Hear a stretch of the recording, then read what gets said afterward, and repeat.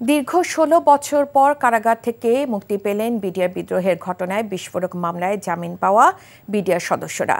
সকাল থেকে ঢাকার কেরানীগঞ্জে কেন্দ্রীয় কারাগার ও গাজীপুরের কাশিমপুর কারাগার থেকে মোট ১৬৮ জন বিডিআর সদস্যরা মুক্তি পেয়েছেন।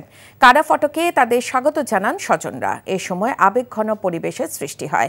কেরানীগঞ্জ প্রতিনিধি দেলোয়ার হোসেন এবং গাজীপুর প্রতিনিধির সহায়তায় নূর হোসেনের রিপোর্ট। কেরানীগঞ্জের ঢাকা কেন্দ্রীয় কারাগারের ফটকে সদ্য মুক্তি পাওয়া বাবাকে জড়িয়ে মালিহার এই কান্না আনন্দের।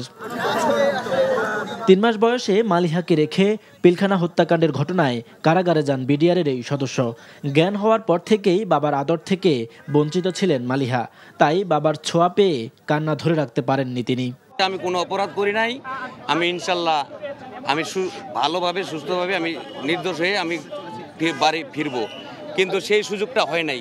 মালিহার মতোই আবেগ আপ্লুত ছিলেন বিস্ফোরক আইনের মামলায় জামিন পেয়ে মুক্তি পাওয়া বিডিআর সদস্যের পরিবারের সদস্যরা। আমি ১৬ বছর ১৭ বছর জেলে ছিলাম। মুক্তি পেয়ে খুব আনন্দ, আল্লাহর কাছে লাখ শুকরিয়া, দেশের মানুষের কাছে অনেক ভালো লাগতেছে। আমার আবেগের কথা ভেবে বলতে পারতেছি না, কথা বলার ভাষা এক প্রকারে হারিয়ে ফেলছি। গাজীপুরের কাশিমপুর কারাগারের ফটকের সামনেও ছিল একই চিত্র।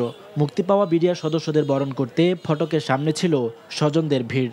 বিনা দোষে আমি এই জেলখানায় ছিলাম এবং আরও লোক ছিল, তারা সবাই বিনা দোষী এবং এখন আমার পরিবারের সাথে অনেক কিছু হারাই ফেলছি। আমার বাবা হারাচ্ছি, মাকে হারাচ্ছি।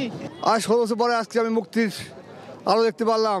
ঢাকার বিশেষ ট্রাইব্যুনাল থেকে জামিন পাওয়ায় কেরানীগঞ্জ কেন্দ্রীয় কারাগার থেকে ৪১ জন, কাশিমপুর ১ কারাগার থেকে ২৬ জন, কাশিমপুর ২ কারাগার থেকে ৮৯ জন, কাশিমপুর হাই সিকিউরিটি থেকে ১২ জন সহ মোট ১৬৮ জনকে মুক্তি দেওয়া হয়েছে। তাদের অভিযোগ, বিনা অপরাধে এতদিন তাদেরকে বন্দি রাখা হয়েছে। জীবন শেষ হয়ে গেছে, মানে যেটা ক্ষতি হয়েছে এটা কোনো কিছু পোষানোর মতো না।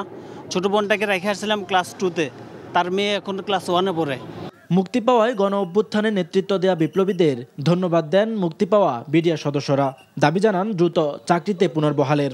ধন্যবাদ জানাচ্ছি এবং সেই সাথে কৃতজ্ঞতা প্রকাশ করতেছি, তারা যেন আমাদের এই বিডিআর ভাইদের ন্যায় বিচার প্রতিষ্ঠা করে এবং তাদেরকে পুনর্বহাল করে। ১৬ বছরের বন্দি জীবন শেষে মুক্ত বাতাসে বিডিআরের বেশ কয়েকজন সদস্য। তাদের দাবি, বিনা অপরাধে এতগুলো বছর তাদেরকে কারাগারে কাটাতে হয়েছে। অন্তর্বর্তীকালীন সরকারের কাছে তাদের আবেদন, পিলখানা হত্যাকাণ্ডের প্রকৃত দোষীদের বিচার নিশ্চিত করে বিডিআরকে কলঙ্কমুক্ত করা।